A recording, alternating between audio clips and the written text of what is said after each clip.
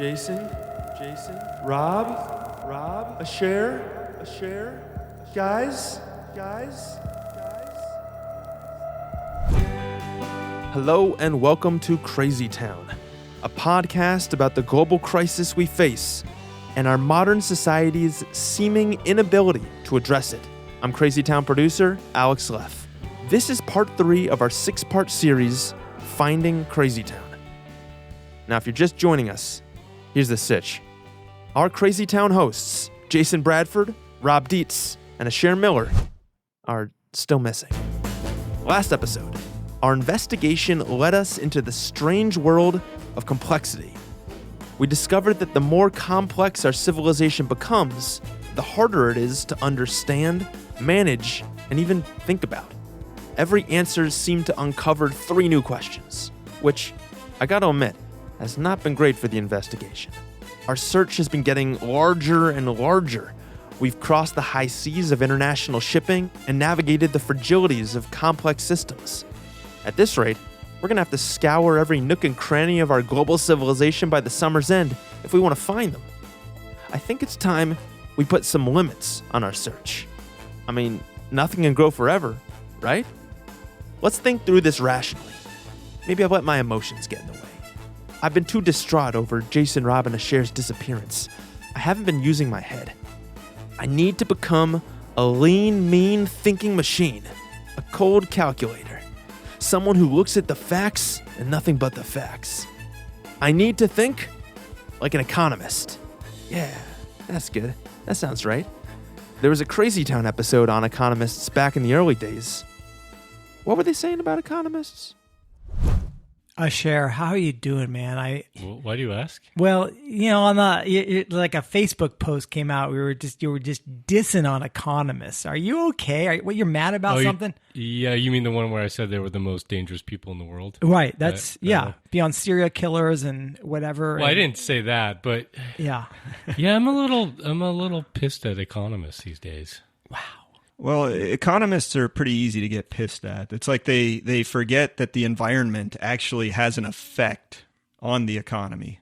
And the economy has an effect on the environment. I mean, it's just an input. I mean, the environment is just a place to get stuff that we can use to produce things. Mostly unlimited stuff. And then just dump our pollution into it. Whoa. Why are they so pissed at economists? Economists are the most rational people out there, right? Jason, Rob, and Asher are mad because economists like economic growth? Who wouldn't like economic growth? And what do they mean economists don't take the environment into consideration? Trees are part of the environment, and trees grow. If natural systems can grow, why is economic growth a problem? Economic growth. We might all want to get on the same page of what that is. So what that means is when your economy is growing every year, the gross domestic product, or GDP, is increasing in size. And that GDP is just a measure of the dollar value of all the goods and services that get produced in an economy. So it really boils down to how many people do you have and how much are they consuming. So if you're talking about growing the economy, you're either adding to the population or you're adding to the amount that each person consumes, or both. Usually both. Yeah, right now. Nowadays. That's what we've been doing. Yeah. We've been doing both, right? And I should mention that economic growth, it's pitched as you want to grow a certain percentage every year. 3% is often what's thrown out there. So that means exponential growth, like your divide 3 into 70, and that gives you the doubling time, right? So right, let's stick on that for a sec, because that's not a commonly known thing. So that's the rule of thumb. You take 70 divided by the percentage, so 3% of annual growth rate. Yeah, so that was at 22 years, 24 years, 3 into 70. Yeah, something like 22 and a half years, maybe. Okay, yeah. To double. Right. So that means, so if we had 3% growth every 20 plus years, the economy would double in size. Right, which is incredible to think about. So imagine if we're trying to grow the world economy at 3% right now, add 23 years to what is it, was like 2040 or whatever. We have double the consumption of resources that we do now. I don't think that's even possible anymore. Well, and then that's the problem with the whole exponential growth. 20 years beyond that, which is it'd be 4 times. It'd be 4 times. Yeah. Right. Yeah, it's insane. So, well, we've had periods where growth has actually been much more than that. I mean, China has been growing at close to like 10%. Yeah, for a clip, which right? Is fucking crazy. Well, that means that means they double their economy in 7 years. Right. Can you imagine living through that? I mean, people say China's nuts. They go to visit my China. son is a little over 7, and he's grown more than twice the size in that period of time. So there's it's clearly achievable. Well, there's an appropriate period of growth. Thankfully, his exponential growth is going to slow down. Otherwise, he'd be like that guy, Robert Wadlow. You guys know him? Oh, yeah. He was Guinness Book of World Records. Yeah. There was something wrong with his pituitary gland, right? And it's actually a really sad story because he was this really well-liked person and he was a celebrity, right? Because you can't not notice this guy. Yeah.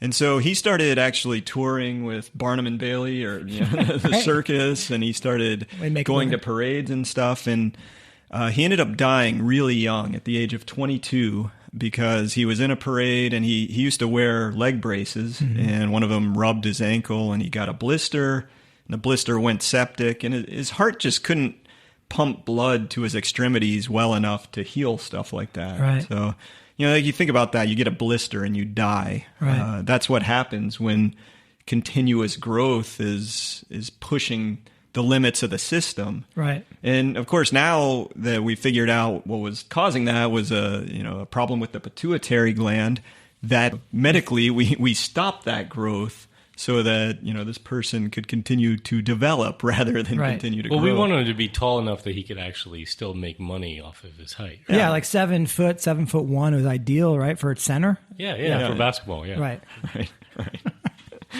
Well, when I was thinking about the problems that we have with economists, it reminded me of something that happened way back, like kindergarten. I wanted to share with you guys. Let's do this. Let's share. This story of the Three Musketeers, okay? That's from before when you were a kid. That's Alexandre Dumas. Wow, you even used the French accent there. That's impressive. I'm a one of those I thought it was West Coast I thought his name was Dumbass, but right.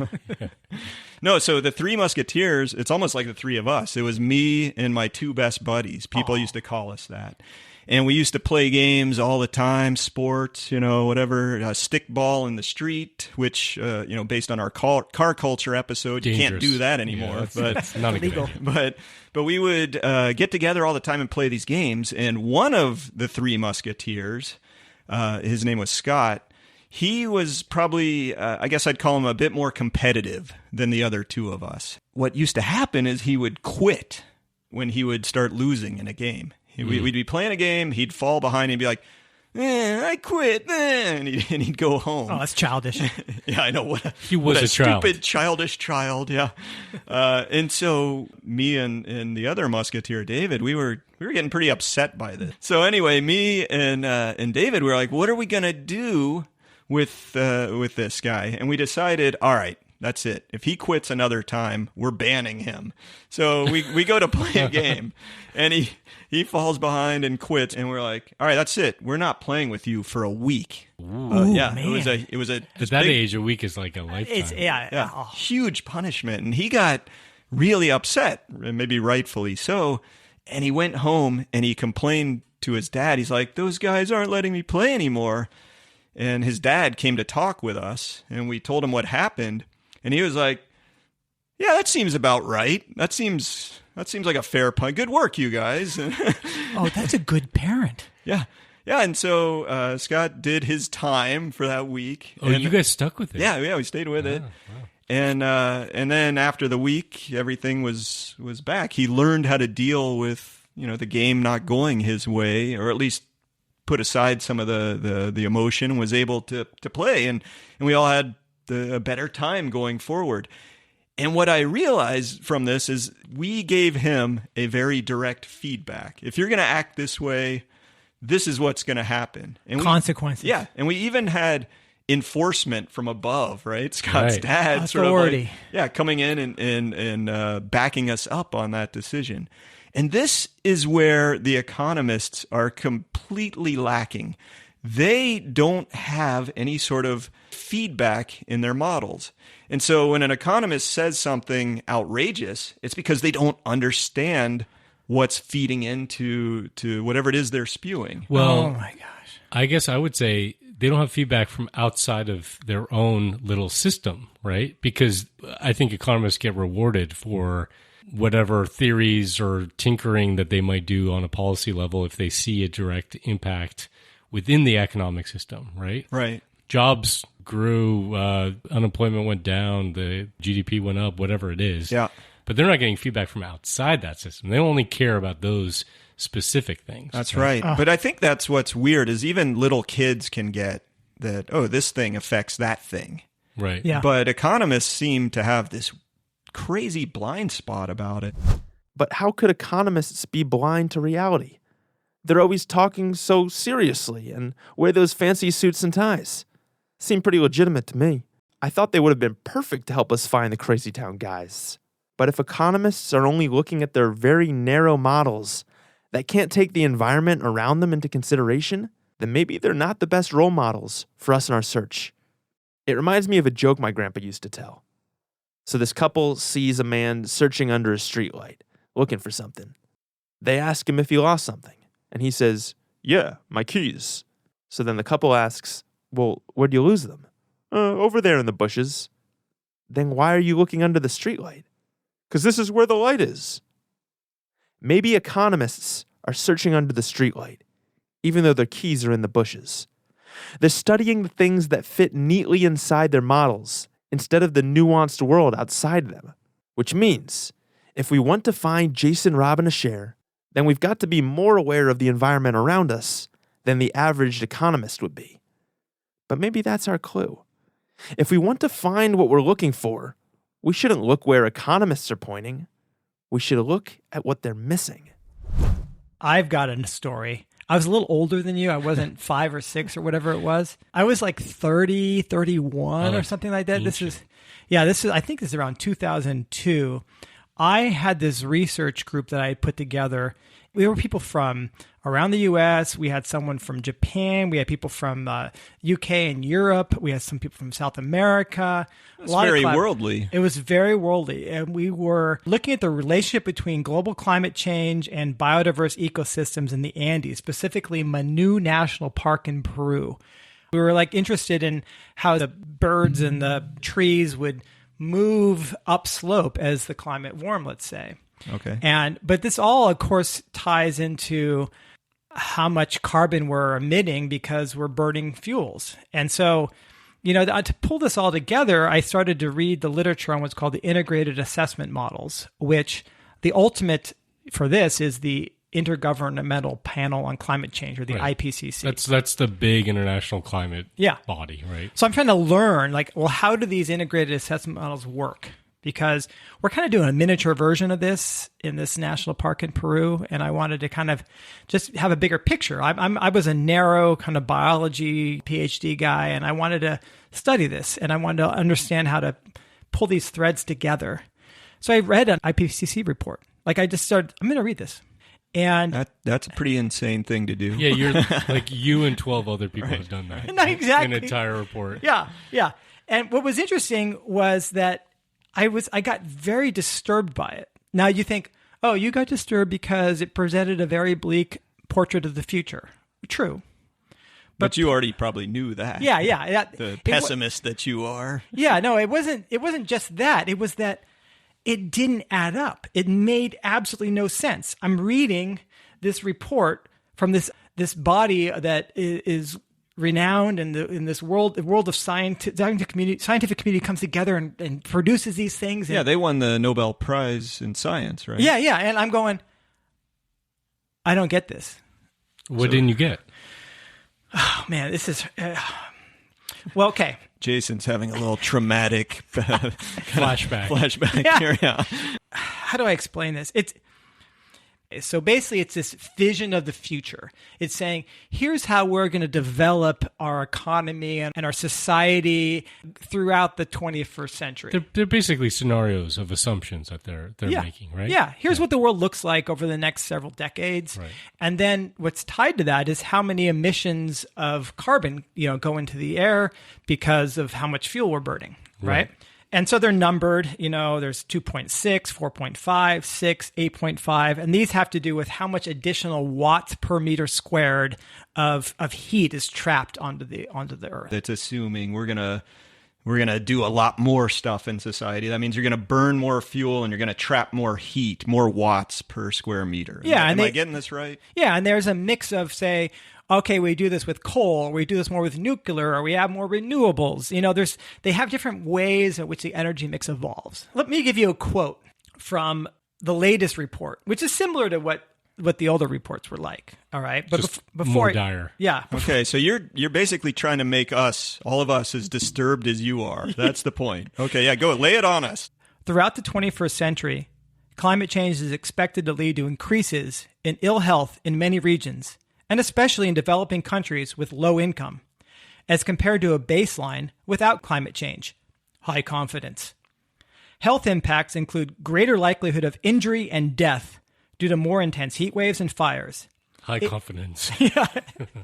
Increased risk from foodborne and waterborne diseases, and a loss of work capacity and reduced labor productivity in vulnerable populations.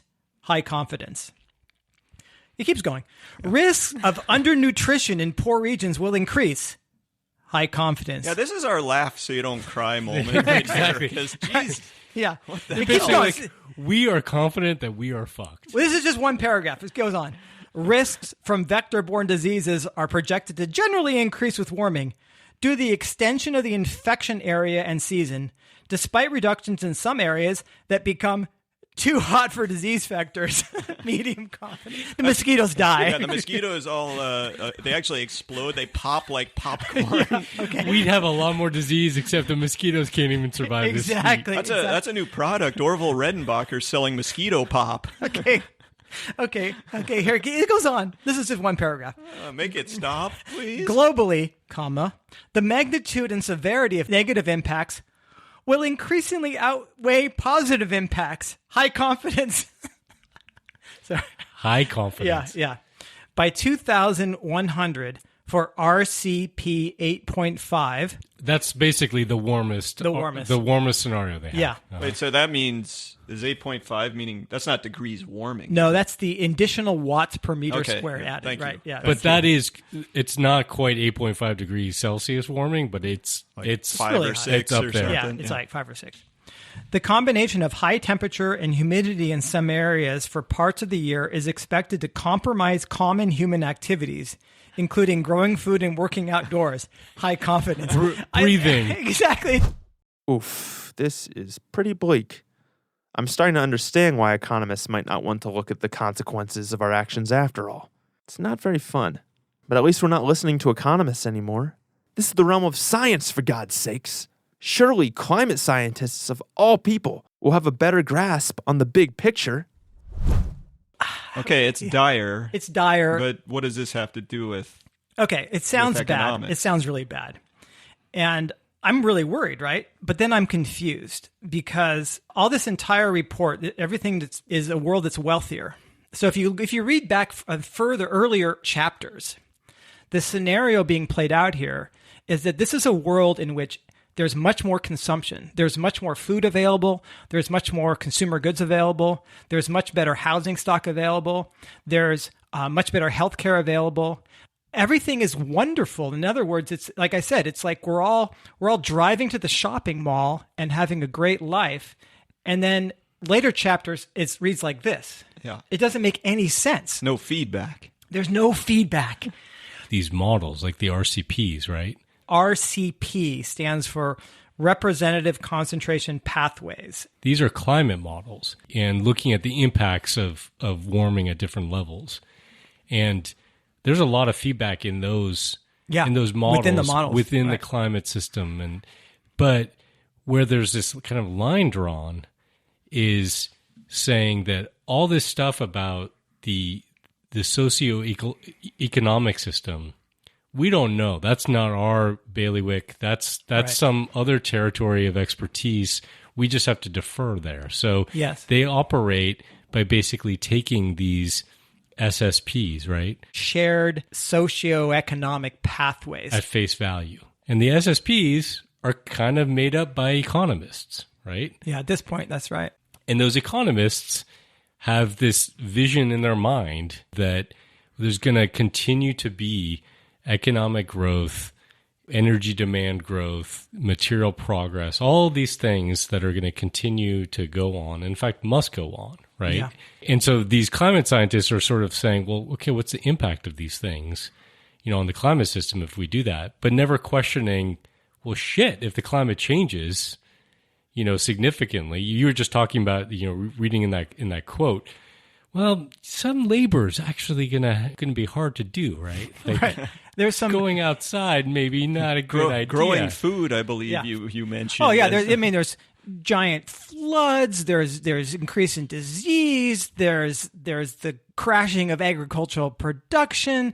It increase in landslides. So there's no feedback coming back. Right. That all has costs. And that gets to what I think you were saying, Rob, and that is that within the field of economics, it seems like there's not an openness or an inquiry to trying to get feedback, from outside of the economic system to sort of understand. Very, very stuck in this one world view. Dang it. Even the International Panel on Climate Change is taking economists' assumptions at face value. They're basically helping the man find his keys under the streetlight, because that's where the light is. Is there anyone that can help us incorporate the realities of our environment? There's no freaking feedback, and I'm this young researcher. I'm like 31 or something, or 32 at the time. I'm kind of new in academia, recent PhD grad, and I'm going outside of my normal area of expertise. Yeah. And I've got this friend at UC Davis where I was, and I have lunch with him. This guy he was a Dartmouth grad and then a Harvard grad, and a smart guy, Cam. And I confess my confusion. I'm like, what's going on? I kind of explained what I just said. Is there something wrong with my understanding here? The climate change impacts sound just terrible, but apparently the economy just keeps humming along. It doesn't make any sense. It's got to be like antiperspirant sales, right? From all the extra sweat. Yeah. And Cam, what was fascinating was that this was the perfect friend to have at that time. Guess who Cam knew really well and personally? Yoda. Almost. Donella Meadows. Oh, really? Yeah, I'm not kidding. Well, okay, so for folks listening, who's Donella Meadows? Well, she was one of the original authors of the Limits to Growth study, and she was a professor at Dartmouth at the time that Cam was an undergrad, and he actually lived in this big farmhouse that she had. So she had students living at her house, and they would all have dinner together and talk about stuff. Mm-hmm. She's become very well known. She's since passed away, but very well known for her work. Limits to Growth was a study that was done by these MIT researchers. They were, contracted by a group called the Club of Rome to basically try to answer this question of like, if you sort of extrapolated the trajectory we're on, what would happen? And they kind of plugged in this data, looking at inputs like resources and population and pollution, and they sort of try to model out these different pathways of what would happen. And as the title explains, there are limits, right? Yeah. And even if they tweak certain things, you at a certain point run up against your limit, the limits of being able to continue to grow. Right. Yeah. I mean, amazing. Yeah. Here I happen to have this friend who lived with Donella Meadows. I'm like coming to him going, is there something wrong with me? And he goes, no. Yes, and he goes, oh, geez. And he starts saying, Jason, have you ever read Limits to Growth? No. Do you know who Herman Daly is? No. And he just starts listing all this literature. And he goes, oh. Sorry, you're about to be thrown down the rabbit hole. We're You made the renaming you mistake- Alice. You made the mistake of asking a question. So that was sort of my introduction to this, but it came from this tension, this unresolved tension between reading this giant report and being this young scientist and going, how can I question this? And so I kind of, to summarize, I had three big problems. There was no feedbacks that linked the climate change damage to the socioeconomic progress that the narratives of these economic models assumed. They all assumed there were unlimited resources, that we could just keep expanding the human enterprise There was no alternative narrative that said, what if we used less and tried to live appropriately to prevent all this damage? Okay, great. We're on the right track. Well, I don't mean as a society. I mean us. We finally have a lead. Environmental scientist Donella Meadows sounds like the perfect person to help us do this. And her famous Limits to Growth study was a big deal back in the day. I'm sure that made its way to the highest realms of power, and before no time was sitting on the president's desk to take immediate, responsible action. Who was the president back then again? I got to tell you this quick story about a monument I saw in D.C. I was there for a conference on ecological economics and the environment. And we were, of course, having this meeting in the Ronald Reagan building because... Yeah, ecological economics. The first person you think of is Ronald Oh, Reagan. yeah. Total environmentalist, right? Yeah. But so in the main foyer where our conference, had the big gathering space, there's these two monuments, these big stone deals that are pinned up on the wall. One is just a relief of Ronald Reagan's head. It's kind of nice because just his head, maybe it got chopped off. But the other one is this quote of Ronald Reagan's, which was completely ironic given the conference that I was at. You want to know what this thing said? Sure. Well, let's hear it from Reagan's mouth. Here, play this clip. There are no limits to growth and human progress when men and women are free to follow their dreams. Okay, so repeat that for me. He said, "There are no limits to growth and human progress when men and women are free to follow their dreams." Oh, jeez. There are no limits. No limits to growth. Right. None. Right. Zero. Right. Well, I can think of a few, but... What do you got? Oh, my goodness. I used to teach an ecology class, right? I would do the simple exercise where I would have the students calculate how long it would take for a bacteria, humans, or elephants to equal the mass of the Earth, given like their intrinsic rate of growth. This bacteria can divide every 20 or 30 minutes in a day or two or 3 or something. It hits the mass of the planet Earth just from doubling every 20 or 30 minutes. Something must be limiting those bacteria. Well, that's the thing, is that they always run into limits, so But there are no limits.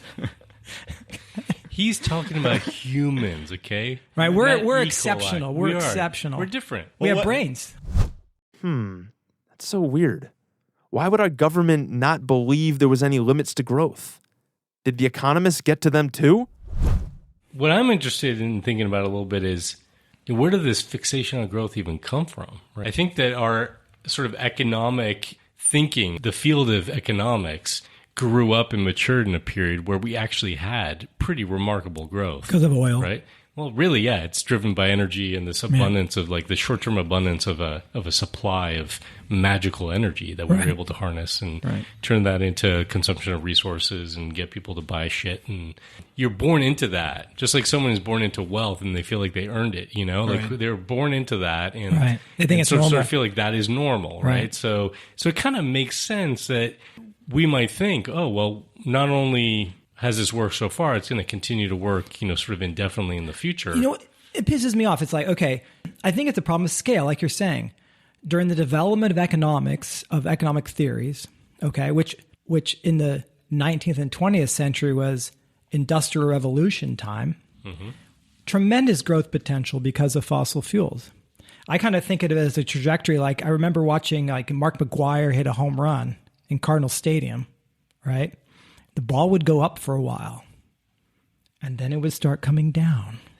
But if all you did was extrapolate from the first, second off his bat, you would think there were no limits. Yeah, that ball's still in orbit, isn't it? Still in orbit.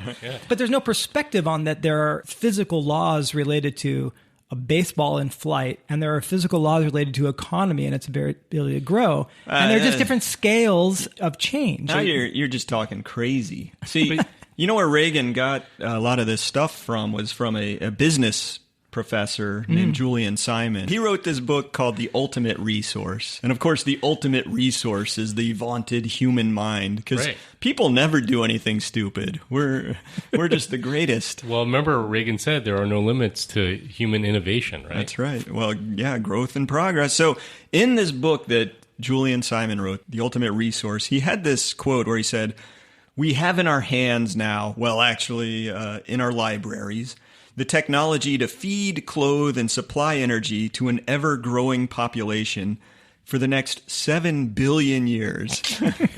Now, I don't think he understood how big a billion was, but he later kind of retracted that and said, "Oh, no, I meant to say 7 million years." Right. So did he ever take high school math? I don't know, but then the kind of humble physicist Albert Bartlett did a total takedown on Simon. He actually ran the math on growing the population at 1% a year over 7 million years. Which, by the way, 1% a year would be a disappointment to most economists and politicians, right? Yeah, so he did this way back in 1998, and with that much growth, you'd get a population of 2.3 times 10 raised to the power of 30,410, which is way bigger than the estimated number of atoms in the universe. The universe is huge. I mean, he said it would only take 17,000 years to get to the number of atoms in the universe, not 7 million, let alone 7 billion. Right. And this is the kind of stuff that Reagan based his. Well, Julian Simon maybe wasn't so great on math, right? Like maybe. But here's the thing, though. Here's the thing. These are the people who we elect, who we put in charge of policy. I'm just flabbergasted by this. I think part of it is, and this is what Julian Simon was doing, and I think what Reagan was talking about. He was talking progress, but I think a lot of people point to human ingenuity or innovation, and they say that there aren't limits to that, right? And so we'll somehow figure out a way to deal with these physical limits. We're going to get more efficient. We're going to substitute resources. If we deplete one resource, we'll get another one. Well, so the limits of growth modeled all of that. They said, what if we got more efficient? What if we substituted? Right. What if we had technical innovation that allowed us to do blah, blah, blah? Everything you're talking about, they thought about it in 1972, and they said, let's throw that into the computer model. Even most environmentalists don't really understand the exponential function. Right. And so they think that substitution is totally achievable. Well, what I think is going on is that in some ways, that there's actually this structural lock-in and imperative for growth in the systems that we have in place. Unless you can accept that there's a structural barrier, that you have to get around those somehow. I think you're exactly right. Like, why would a Reagan or a Simon say, let's keep growing the economy forever? It's because the way we built the economy, the way it's structured, it relies on growth right now. So you would have to have an entirely different sort of economy that didn't need to grow in order to function. And so there's things about our economy that have to have that growth. One example is that all of our money is created as debt, with interest. Yeah, basically banks issue money into the economy expecting to be paid more later. Right. Principal and interest. Right. So you have to have growth in order to have that money supply increase. There's other things too. There's this whole notion a lot of us have of we can get something for nothing. Like if I invest money in the stock market or I buy a house and I don't do anything to it, I can suddenly sell it for more a few years down the road. Although retirement funds are depending on that exact issue right there. Yeah, I mean, I don't know if the psychology is so much I can get something for nothing. I think that it's the only avenue that people are offered for envisioning a retirement that is, you work your ass off for decades, right? Mm-hmm. And you don't necessarily get compensated well enough that if you saved and squirreled away your money without it growing, that you could live off of it, when you retired. Well, that's a convenience, though, of those. You can keep wages down if people are expecting that's exactly they're right. going to be able to invest and save. And that's a structural thing, which has to do with the fact that the wealth and wealth generation isn't distributed equally, right? So people can work a shitty job if they get the company sets up a 401k for them and they stick their money, or they have a pension. We don't have very many of those, but you stick your money in the market and you just wait. It's going to double every 7 years or whatever the hell. But that's a structure of the economy right now that we're all invested in. If you're a corporate executive, right, you have legal imperatives for profit, and there's a lot of pressure from the public markets to keep expanding. Okay, so it's not just that economists and politicians like growth. It's that the entire economic system is based on growth. But if growth is leading to problems like climate change, surely then people in power will recognize we kind of have an issue here, right? The Secretary General of the Organization of Economic Cooperation and Development, that's the OECD, one of the, kind of prestigious, along with the World Bank and your federal banks of the nations. This is one of your big... The major developed nations in the world are members. Yeah, and this is all about how do we progress or grow economically together, right? So the Secretary General of that group, the OECD, recently said, "We believe that it is possible to tackle climate change and grow the economy.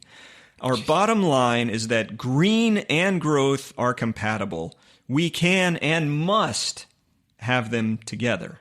Oh my God. I think the key word there is must, right? Yeah. He feels the must. He feels the structural He's imperative. hoping the can, Yeah. Well, and you look, one side of that is green, meaning that we don't warm our climate to the point that we go extinct. Right. That's based on physics. That's how much CO2 and other greenhouse gases we put in the atmosphere. There's nothing to say about that. It's and by the way, there are limits to those things. Yes. Well, He's looking at demographic information, like there are so many people who are going to retire in this time frame, and they're going to require a pension system, and we're going to have a replace of infrastructure as a government around the world. So we're going to require to have this much available to fix roads and bridges, and they don't have a clue of how to do it without growth is a problem. Every institution needs it. I mean, the government needs it because they need increased revenues from taxes, and those increased taxes are only going to come from increased growth and income. Right? Well, this is the point, is that we've got to figure that out. Right. We've got to figure out how to have an economy that does not require growth, because to say we have to have both green and growth is just fantasy. It's fantasy. So the problem is then, if you're stuck on the growth, you can't actually think past it at all. There's something lacking here in terms of the feedback dynamics, right? Like, how do they assume that everything is going to be rosy over here in the economy? Do you know what I mean? Right. When the physical planet that we're depending upon is falling apart, right? That's one thing. Yeah, no food, but plenty of shopping. Yeah, and the other is like, thinking about the fact that if we keep growing our material throughput and consuming more energy, we're basically going to put ourselves on a path where we can't even exist on this planet anymore. So they're wrestling with this, I think the difference is that there hasn't been a lot of public conversation about it because people are scared to reputational risk. Yeah. They're worried about their reputation, or they defer to people they think must know better. Right. That's what I was scared of. I was 30 in my early 30s. I'm a young scientist. I'm going, I can't question this. I'm gonna get in trouble. I'll never get a job. Well, and look at you now. It's horrible. I just married well. Let this be a pariah. cautionary tale for all who question. Let me see if I've got this straight. Our economy depends on unlimited growth, but unlimited growth is what's causing environmental catastrophes like climate change. So fully addressing climate change would mean restructuring our entire economy? Sheesh, that sounds harder than finding Jason Robin a share. What I think it is actually taking Reagan's statement, right? Mm-hmm. And he said there are no limits to growth or human progress. Those two things have been conflated, progress and growth, right? We see them as interchangeable, synonymous, mutually dependent, whatever you want to say. And I actually think it's the opposite. At this point, we've actually hit the limits. We're seeing that, right? Now. We're seeing that. And in fact, if you look at economic growth, we've seen that it's taken an incredible amount of intervention into the economic system to try to grow it. And it's not been benefiting everybody, right? Pushing on a string, they say. That system itself is wobbly, right, at best. And then clearly the planet is trying to tell us, whoa, you're going to continue on this path, you're going to get bitch slapped pretty hard, right? And so I think it's because we've tied these two concepts together. Now, if we let them go and we said, actually, growth is the thing that's inhibiting our progress. It is, right. Just like, You know, what's the 8'11" guy? Robert Wadlow. Right. Yeah. Growth was inhibiting his progress, right? So if we could let that go, I know that sounds kumbaya, because we actually have to take that attitude and actually make difficult structural changes to our institutions, our monetary policy, all these things as a result of that. But I think that's the mind shift that needs to happen. That is clearly the first thing. I agree. That's the first thing that's got to happen, is that let's let go of this. We must have growth. And then you can start looking at things to do. So there's this. Then the innovation can take off. That's the crazy thing. I want people to be innovative within limits, within the context of these limits. And then let's see what can happen. But if you ignore those limits, then you're going to be an idiot. Yeah. Yeah. It's hard to be innovative when you're dead. I remember I heard about this study where they looked at behavior of children in terms of how they explored the world if their backyard was fenced in or not fenced in. Okay. Right? So like maybe these were farm kids or whatever, and their backyard went out into farms. It's a little similar to your property here, Jason, where we are, right? But you actually have a fence. Okay, thank you. And what they found was that the kids who had a fence actually explored virtually the entire area of their backyard, no matter how big it was. The kids that didn't have a fence stuck really close to the back door. Oh, that's weird. You know, because for them, in a sense, having a boundary allowed them to feel like they could explore. Oh, interesting. You know, and to your point, I think, Jason, that if we said, okay, well, let's sort of be creative within these limits. Right. You know, we've got to cap CO2 emissions. We've got to cap economic activity. Right. You know, what do we do with that? Right. You know, and it changes the ball game, and it does provide a huge opportunity for thinking more innovatively about how we tackle these things. Yeah, and one opportunity that we already know a lot about is the whole issue of equality. So there was this economist, Henry Wallach. He lived from 1914 to 1988, and he was this real prominent economist, head of the U.S. Central Bank. He said, growth is a substitute for equality of income. So long as there is growth, there is hope, and that makes large income differentials tolerable. This gets back to what you were saying, Asher, about how, if you have growth, you don't have to pay people, right. You know. So, well, guess what? You know, the reverse is also true for that. If you have greater equality of income, that's a substitute for growth. Yeah. And it's a real positive way forward. You know, one of these innovations we could really work toward if we agree that there are limits to growth. Yeah. Any more? Well, it makes me think of what you had said about Robert Kennedy, right? That was in 1968. You know, you're saying, what was the quote? That GDP measures everything except that which is that which worthwhile. Makes life worthwhile, right. Or worth living. Yeah. Right. And I would say, you know, in terms of the things that we do need politicians that are going to be brave. You know, they all obviously have to be educated about this thing because they've been steeped, like every student of economics that goes to university every year, in a mindset that's totally sending us in the wrong direction. But they also have to have courage to stand up and say, we're measuring the wrong things, you know. I think there's been a lot of private conversations. I'm not a climate scientist. I'm not in the room necessarily for all those conversations, but I certainly, in my work, have come across and spoken with folks who also feel like, wait, there's this disconnect happening here. There are economists out there, and Herman Daly is one of them, who do think in terms of systems, do think of feedback, do put the lessons from the Donella Meadows and others into their analysis of the economy. And the Herman Dalys of the world, the ecological economists, have proposed that we make a transition to a steady state economy that's a stable economy at a size that we can manage. Yeah, so there's some economists, they're rare, the ecological you don't get that stuff in any economics program in any college. What percentage of economists are schooled in ecological It's economics? negative. Yeah. It's a steady state of zero. Right. But that's what I want. I want the creative thinking of economists to turn towards how do we use less? How do we hold this together? Get rid of the idea of growth and figure out how to hold the system together without breaking. And that takes thinking outside of the box. Jason's right. Maybe that's been my problem all along. I've been searching all over the world, expanding and expanding the investigation. I need limits. Then we can get creative. Because it's not like they could be anywhere. where's somewhere they may have actually gone? You know, we've talked about in the sort of the crazy town sense that when you know what's happening environmentally and socially, and you go talk to your friends and your family, they'll think of you as crazy, and it's hard to do. And Jason, you've said, well, you know, you got to take that slow. You don't want to ruin your personal relationships with people, but I think you do want to ruin your relationships with economists. You know, I think I already have. If you have any connection, you're in college, you know somebody in this profession, go ahead and ask them. Flood their inboxes. How can we have infinite growth on a finite planet? Why are we pushing this when we know that we're headed for a climate Armageddon with it?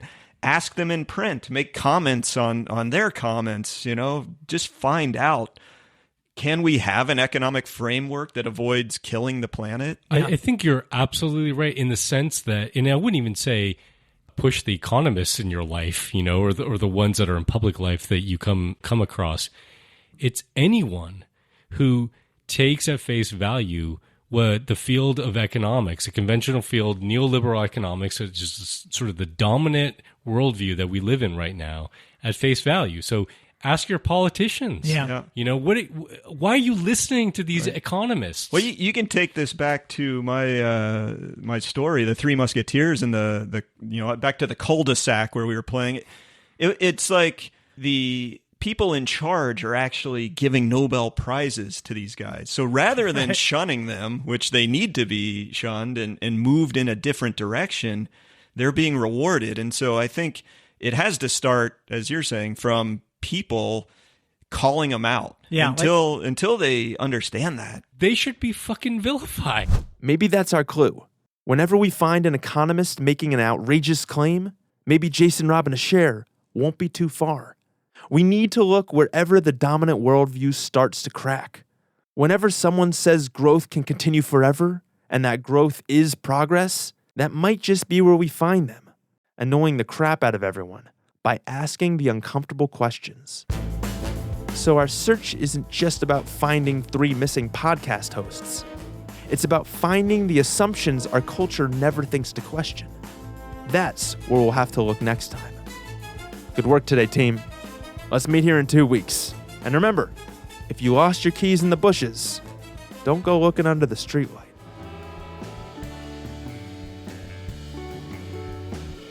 That's our show. Thanks for listening.